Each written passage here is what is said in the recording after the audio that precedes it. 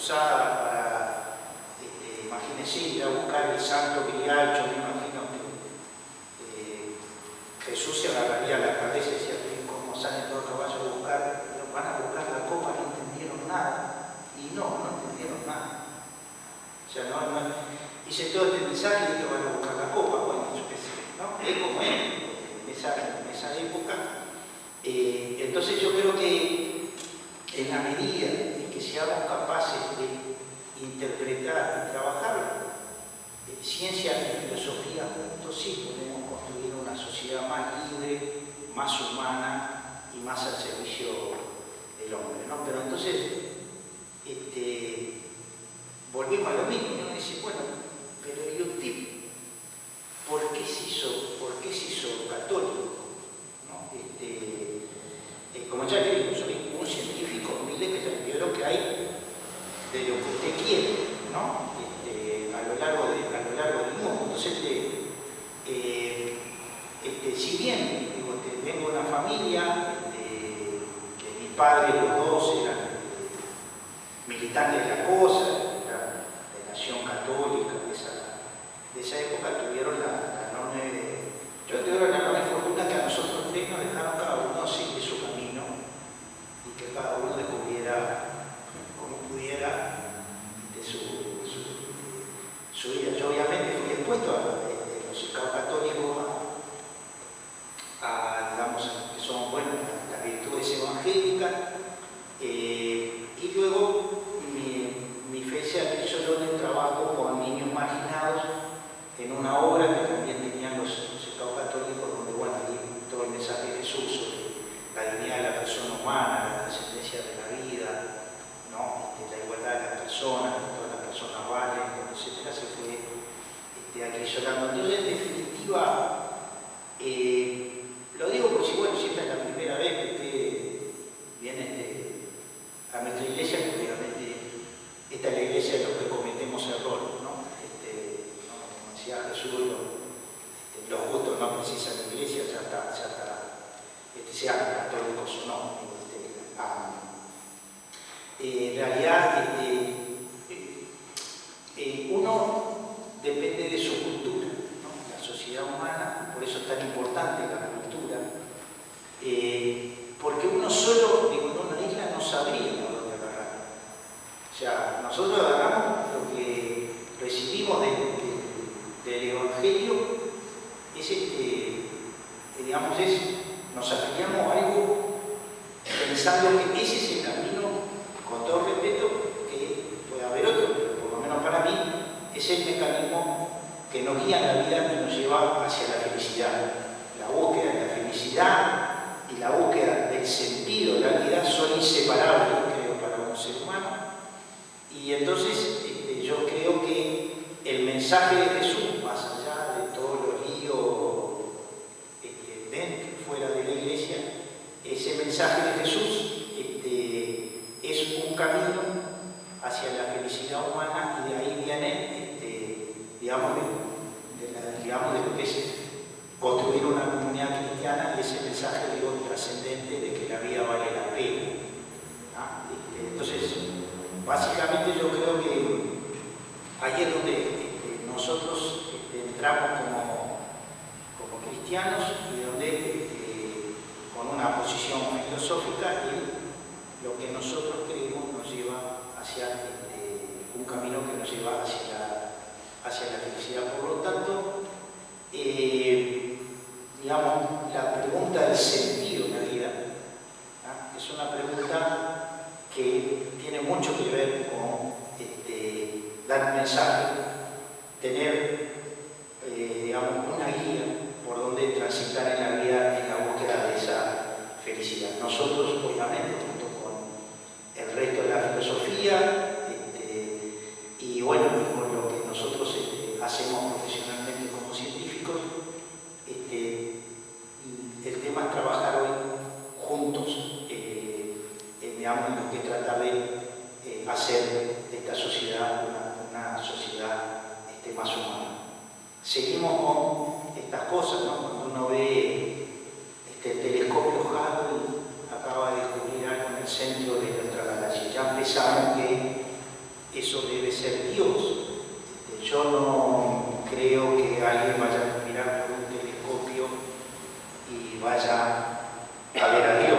Cuando hablamos del bosón de Higgs, que son los cálculos que están haciendo nuestros compañeros de física, ahí está, es la partícula de Dios.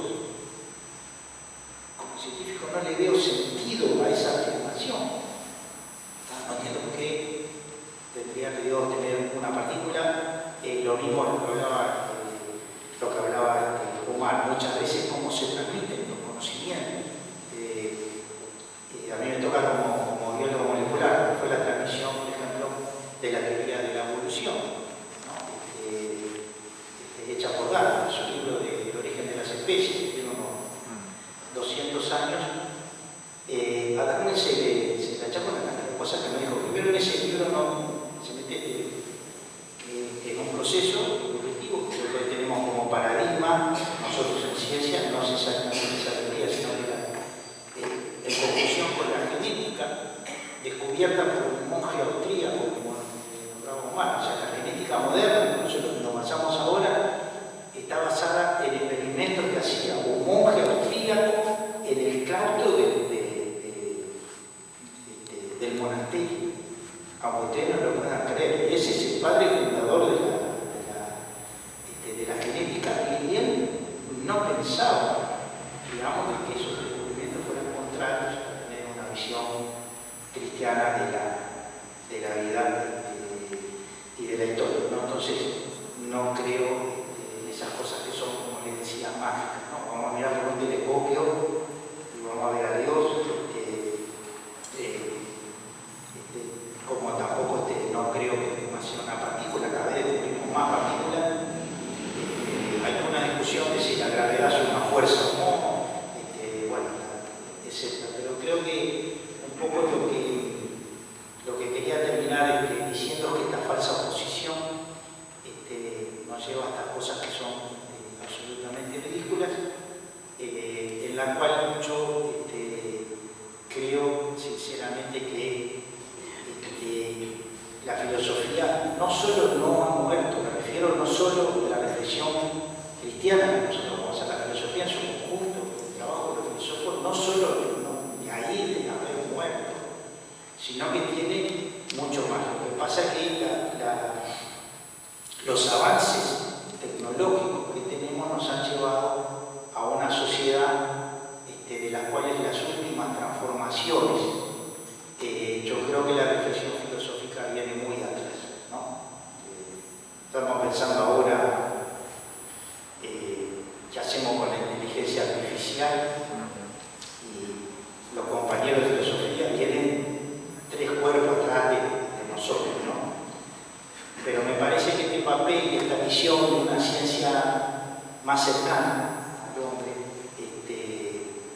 como el cuento aquel de cuando Pastel iba en el tren, ¿no? Y el propio doctor decía: yo estoy leyendo estos libros viejos, ¿no? Y el joven se lo dice nada menos que al director del instituto, para hablar de los científicos más brillantes que hemos tenido, pero era un cristiano más como cualquiera de nosotros, ¿no? Un vecino, ¿no? Y cómo muchas veces se tergiversan todas esas cosas, nos llevan a lugares en los cuales también la transmisión de esos conocimientos, ¿no? El lío que tenía Darwin cuando las autoridades religiosas de su época le preguntaban por los monos de su familia, dónde los tenía en su árbol genealógico los monos de su familia, de manera de un poco de insulto. Darwin no dijo el hombre desciende del mono, habló de una teoría evolutiva en los cuales tenemos antecesores comunes, ¿no? Pero no de los monos modernos, ¿no? Entonces, las cosas han pasado. Yo me acuerdo más, me toca a mí la importancia de la filosofía. No me acuerdo bien, tocó cuando recién comenzó el proyecto Genoma Humano, que era el proyecto yo creo que uno de los proyectos más importantes que hemos tenido más recientemente, por ahí por los años 90. Me acuerdo que yo estaba en Estados Unidos en las discusiones filosóficas que teníamos con el proyecto. El proyecto era secuencial, establecer la cadena de ADN que está en nuestro genoma de los seres humanos, ¿no? Entonces, el proyecto a un costo de $3.000 millones, ¿no? Estamos hablando para que vean que el proyectito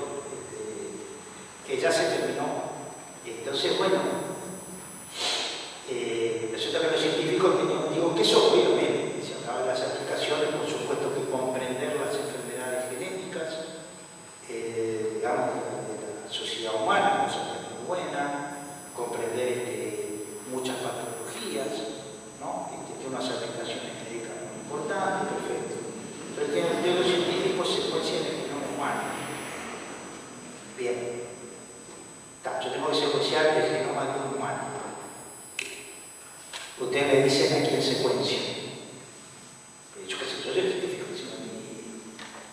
¿Y quién representa el genoma humano? ¿Es un hombre o una mujer? ¿De dónde? ¿El Uruguay? ¿De Kenia? ¿Los esquimales? No tengo ni idea. Esa pregunta yo no la puedo contestar. Bueno, me acuerdo que esas discusiones fueron geniales, porque además en Estados Unidos para que ustedes tengan una idea, ¿no? Cosas que no tienen nada que ver con la ciencia. Entonces, bueno, vamos a hacer una cosa. Vamos a secuenciar un blanco, un negro, un asiático y un latino. De ya es el colmo, ¿no? Porque el latino, ¿no?, que viene de Sudamérica puede ser 200 personas. Obviamente hoy hay estudios poblacionales de miles y miles de personas de distintos lados. De hecho, yo creo que uno de los descubrimientos más grandes que se hizo en ese proyecto, tuve la oportunidad de ver, y ya les cuento las discusiones de dónde entra la filosofía y las cosas que la ciencia no puede contestar. Yo qué sé, ¿quién representa la comunidad humana? Bueno, representa la comunidad humana. Yo qué sé, es que entre todos los que estamos acá hoy, todos los que estamos acá, compartimos el 99.8% del genoma humano. O sea, somos todos hijos de un mismo padre. Ese 0,2%, digamos, esto tendría que ser el fin del racismo, porque compartimos el genoma humano el 99,8%, somos iguales todos los que estamos acá. Ese 0,2% es el que hace que cada uno de nosotros, afortunadamente, porque es muy importante, en cualquier especie, cuanto mayor variabilidad, es mucho mejor la resiliencia y la evolución de la especie. Ese 0,2% nos hace a cada uno lo que somos, y cada uno de nosotros es único y es irrepetible. Entonces, les digo como un ejemplo de las cosas que trabajamos y de las cosas que a veces se les pide a la ciencia y cosas que no. La verdad me estoy diciendo 400 veces por la televisión, sé que bueno, es de ser buen científico decir no sé. No sé, imagínense la pandemia que nos tocó, todo el día sonar al teléfono, decir no sé, hasta que lo supimos. Entonces, me parece que esas son, como muchas veces se transmiten los conocimientos hoy en día, y hacen desafortunadamente que haya los seres humanos que, no acepten estos conocimientos o por una lectura de sus libros religiosos o por su filosofía. Por ejemplo, ustedes se asombrarían de los cientos de miles de personas que creen que la Tierra es plana. Y hay congresos en Estados Unidos enormes de que la Tierra es plana. Y por más que vos vayas y le expliques desde los griegos que decían, oye, mirá, pusieron dos palitos, desde eso hasta las fotos de los satélites que se... Y no hay manera. Bueno, ese diálogo es imposible, con cosas que van contrarias a las leyes de la naturaleza. Y obviamente eso no le hace nada al mensaje cristiano, y no tiene nada que ver. De hecho, uno de los observatorios astronómicos más importantes del mundo es el Observatorio del Vaticano. Entonces,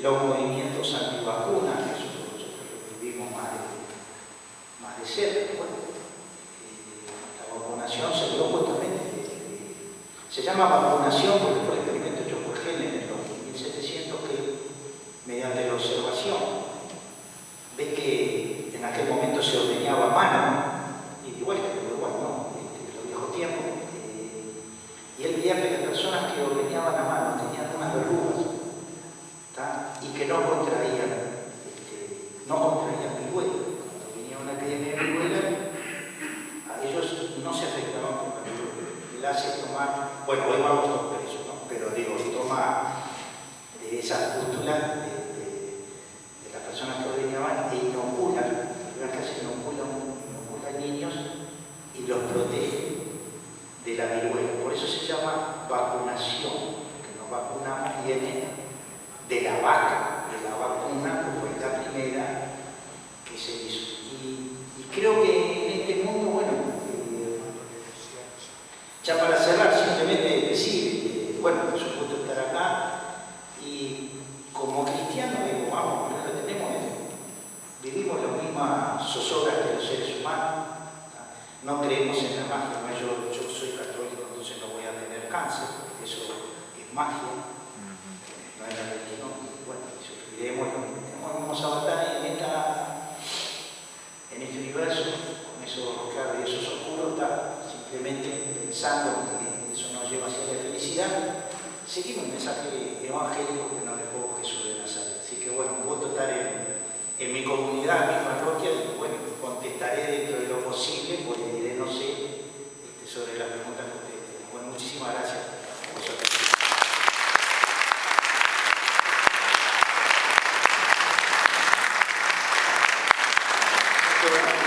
Yo le haría a Juan una pregunta que de pronto no es fácil contestar, ¿no? O sea, tú dijiste que como científico el objetivo es conocer la realidad, la naturaleza de las cosas, ¿verdad? Y la religión, de alguna manera, tiene una respuesta diciendo que la realidad visible, experimental y empírica no es lo último. Hay algo más después de esa realidad visible empírica. Esta afirmación de la religión sobre el objeto de estudio de la ciencia, ¿crees que tiene algo para aportarle a la ciencia o simplemente la ciencia se repliega y dice yo de eso no me ocupo, voy a lo mío y punto? Por lo tanto, no atiende esa crítica que puede hacer la religión a la ciencia, digamos. La crítica sería decirle a la ciencia, lo que tú estás estudiando no es lo último, hay algo más que eso. ¿Qué dirías tú a eso? Bueno, yo creo que eso, nosotros como, a ver, era lo que yo decía, ¿no? Nosotros muchas veces creemos que la ciencia nos diga cosas que la ciencia no se lo plantea. Normalmente la ciencia es reticente en las cuestiones metafísicas, con la religión y con otras filosofías. Es decir, yo puedo hablar de lo que es la ciencia, no puedo pedirle a la ciencia que me hable, me gustaría que me hable de las cosas que realmente me preocupan. ¿Cuál es el sentido de mi vida? ¿No? Esa pregunta nosotros como científicos no la trabajamos. Yo creo que eso está en el campo de la filosofía. Me gustaría que la ciencia me hablara del sufrimiento de las personas, ¿no? Por lo menos a mí.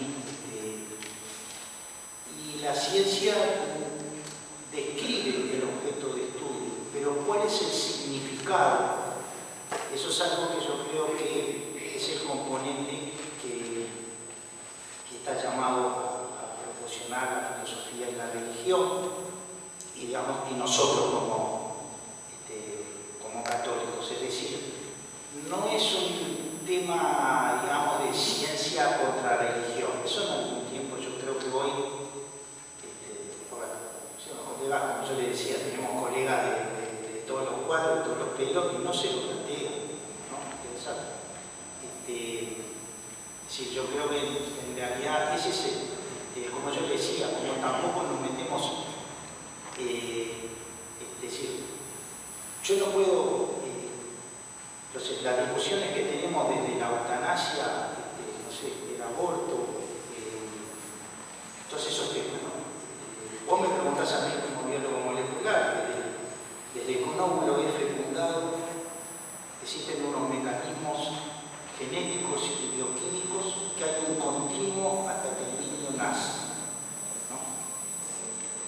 Que hay vida, eso es un acuerdo que tenemos todos.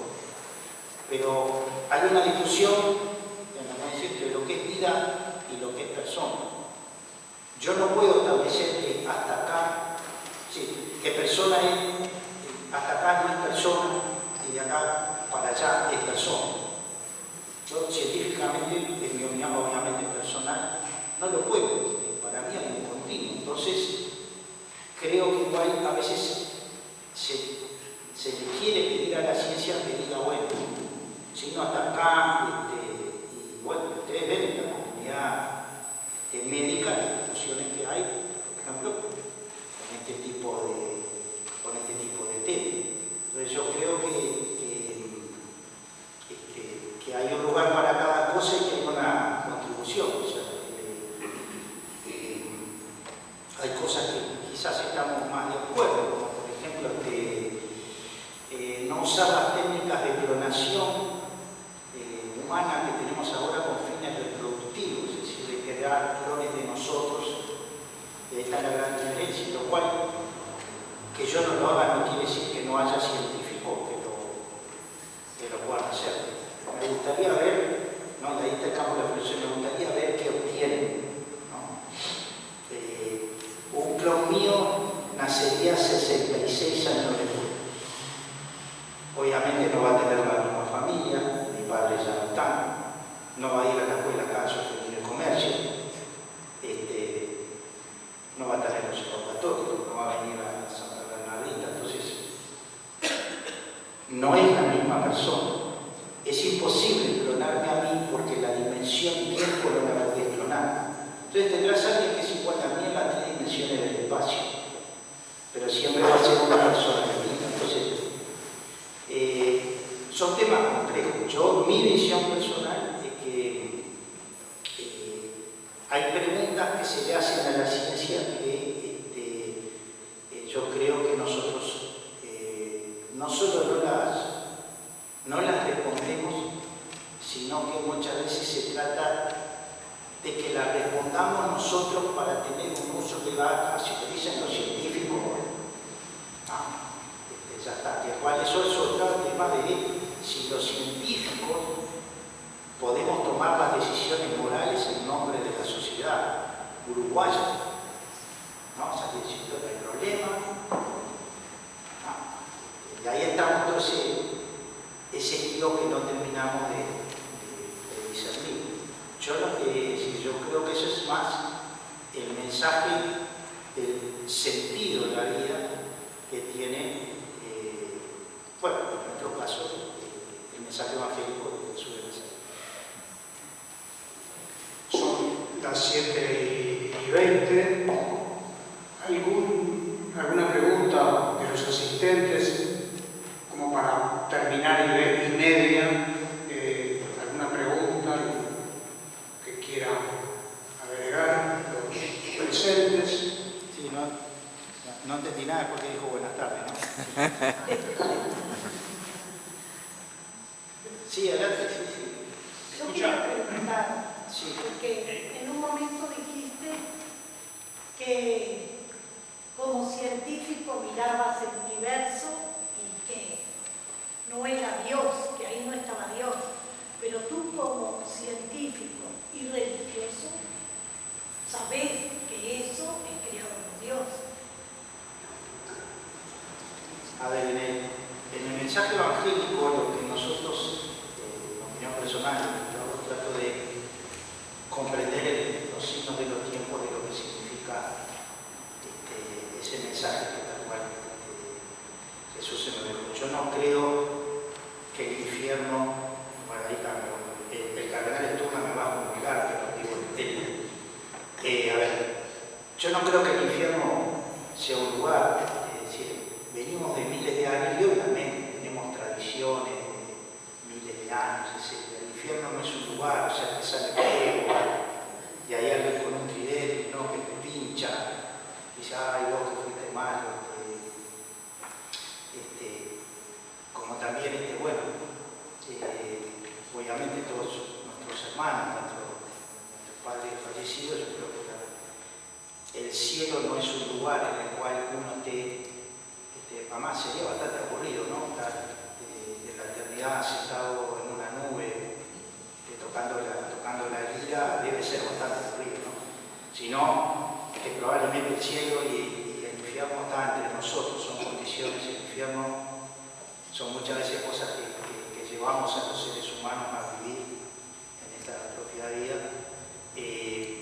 Pero sí, creo que, por lo que decía Pasteur, ¿no? Que cuanto más te metes en profundizar en ciencia, más ves que hay un misterio que, a ver, compartimos con todo el resto de la filosofía y del mundo, ¿no? Está allá.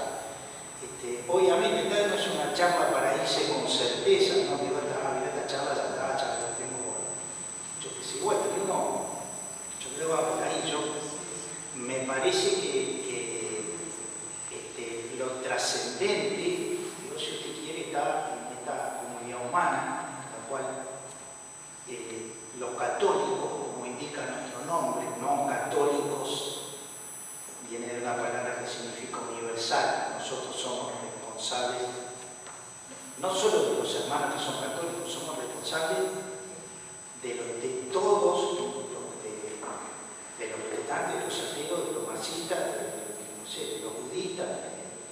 Y cuando vos empezás a trabajar con gente que viene, digamos, de lugares que están por fuera de la comarca, y ves que el tema es bastante más complejo de lo que, ¿no?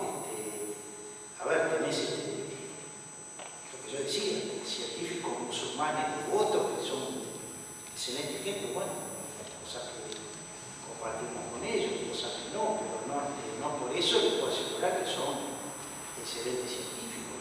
Como tenés gente de las culturas más diversas, en la cual las preguntas y cómo nosotros lo interpretamos son muy diversas. Recuerdo un curso de ética en Kennedy Institute de Washington DC, una famosa universidad jesuita que se llama Georgetown University.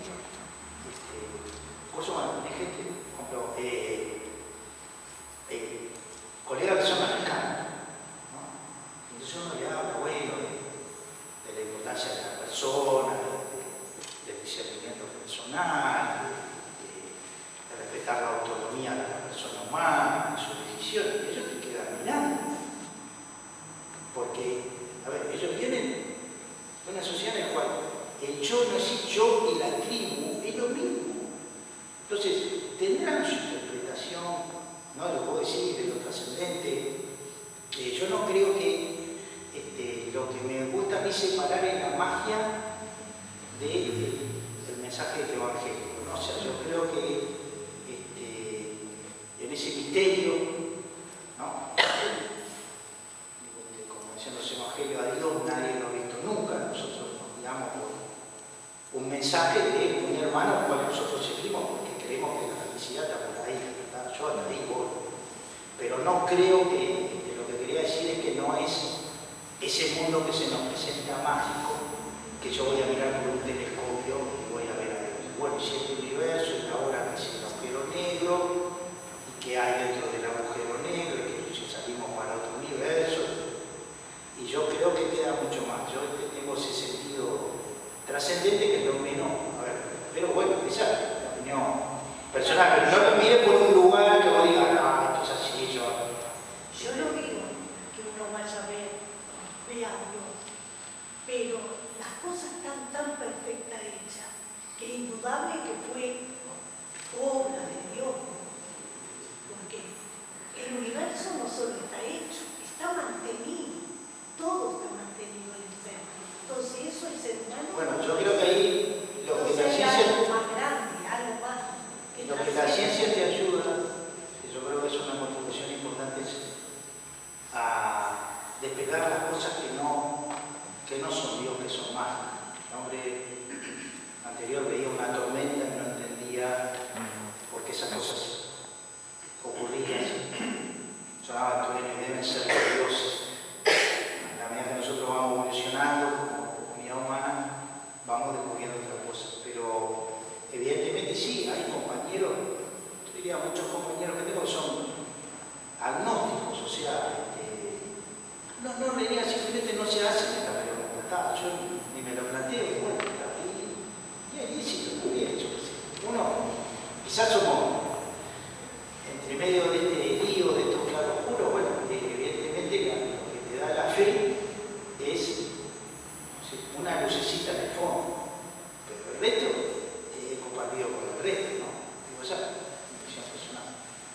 Había otra pregunta, no sé, muchas gracias. ¿Qué tal? Buenas noches. Mi nombre es José Artigas, soy médico desde hace casi 30 años. Mi vocación ha sido siempre buscar ayudar a la gente y cuando surgió la pandemia, no sé, todo el estado de emergencia allá por marzo del 20, 13 de marzo del 20, se generó un gran pánico en toda la población, en todo el país, en todo el mundo, vivió un pánico terrible. Y al principio yo seguí un poco seguía con mucha cautela, mucha duda, todo lo que concernía, todas las decisiones que se iban tomando. Y justo al año de dictada ese estado de emergencia es que llegan las vacunas, allá por fines de febrero del 21.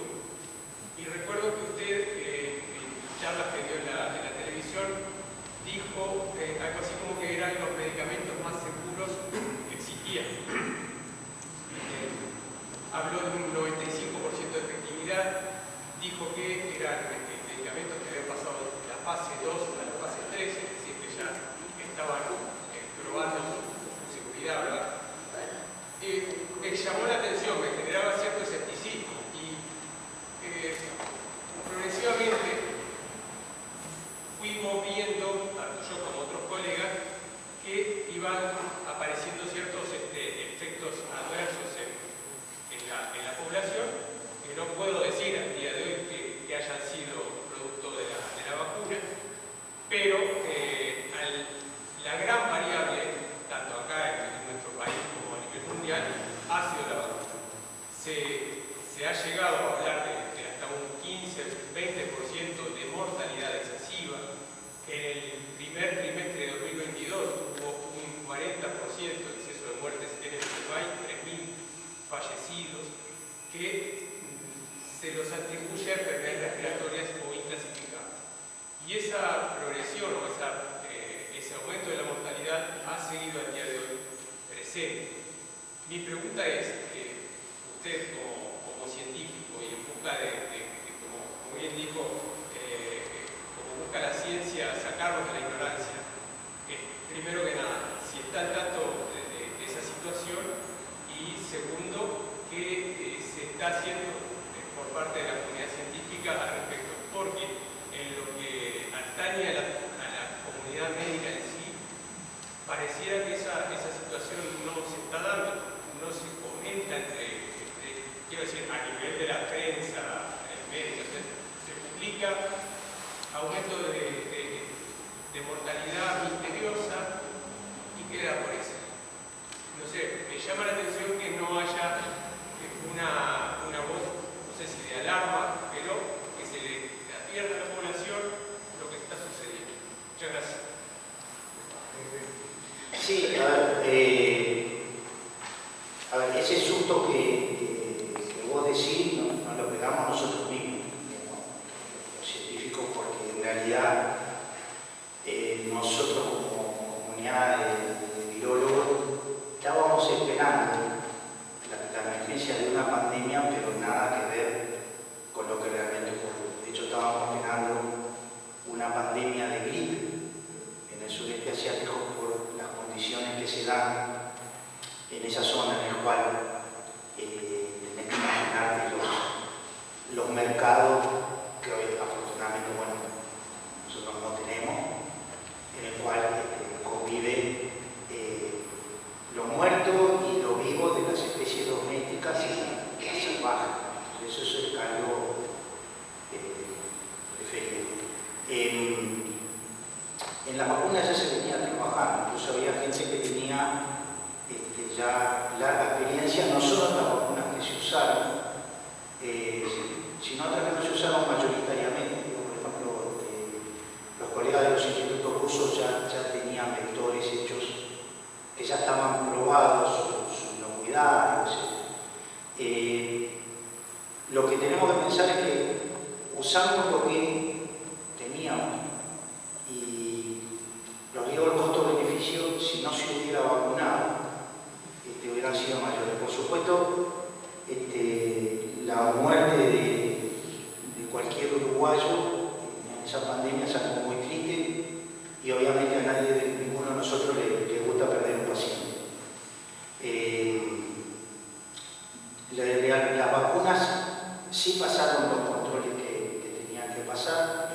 Es cierto que cuando vos vacunás mundialmente vas a tener, por ejemplo, como todo, ¿no? Digo, porque durante 2 años mi teléfono no dejó de sonar. Hay personas que son alérgicas, etc. Ahora, cuando no había vacunación, que son esas etapas de la humanidad, como fue la Edad Media, digamos, en el cual la mitad de la población de Europa se muere. Entonces, eso es lo que te puedo decir. Si vemos ahora, no relacionados con la vacuna, yo no tengo esos números, pero sí hay, como pasa en todos los síndromes, ahora estamos enfocados en estudiar lo que se llaman los síndromes que son post-COVID, que son, que se conocen como long-COVID, que son consecuencias digamos, que han tenido las personas que han sobrellevado la enfermedad, que son muy distintas, pero que sí son reales, ¿no? Eso tiene que ver tanto con enfermedades respiratorias como con enfermedades neurológicas o enfermedades digestivas. Pensar que esto fue la primera vez en la historia de la humanidad entre que se descubre quién es el agente infeccioso que causa el drama, ¿no? Hasta que se produce la vacuna. Antes hubiéramos dado 20 años y se hubiera muerto. Es cierto que tenemos otros problemas, ¿sí? Cuando vos vas a estas regiones de África, en los cuales hay un nuevo virus que está emergiendo, que el COVID es un drama y si las mujeres no tienen suficiente hierro para aguantar el embarazo, más la malaria, más etcétera, es un problema más, lamentablemente, de 200 problemas que tienen, en el cual además el acceso a la vacuna, ya está como Uruguay. En Uruguay ya teníamos esquema de vacunación, obviamente de primer nivel mundial, digo esto no de ahora, hace 50 años. De hecho, ¿qué te puedo decir? Bueno, afortunadamente no hay polio en las Américas. Yo fui todavía de las primeras generaciones que se vacunaron acá en la escuela 69, yo fui de comercio, con una vacuna que, bueno, incluso se ha vacunado. También lo que voy a decir, hoy no llevan a todos presos, estaba un terror de azúcar, estaban en la clase formada, a ver Juancito abría la boca, te miraban en el cerrón y no te preguntaban que si la fase 3, que capaz, que llevabas a tu casa, me decían, mirá papá, vení que tienes el público y nos vacunamos más que bien, buenas tardes. O sea, yo creo que en eso sí podemos tener mil discusiones. Creo que la eficacia de las vacunas es algo que está demostrado por los números, más allá que pueda haber condiciones que hay que demostrar que si esos pacientes fue con una cuestión relacionada con la vacunación o no fueron por enfermedades preexistentes que obviamente no son, y obviamente ya pasó el aviso parroquial, vacúnense contra la gripe, sobre todo los que somos jóvenes, porque estamos en un momento complejo y no hay necesidad de ¿qué pasa? Lamentablemente eso sí también, como decís, no sale en la prensa, todos los años se nos mueren uruguayos de gripe, y eso es algo que obviamente no son los jóvenes, son personas mayores, ¿no? Y es algo que perfectamente podemos evitar. Muchas gracias. Bien, ya estamos pasados de hora. Vamos a agradecerle al doctor Cristina por todos los aspectos y lo que nos ha dejado pensando.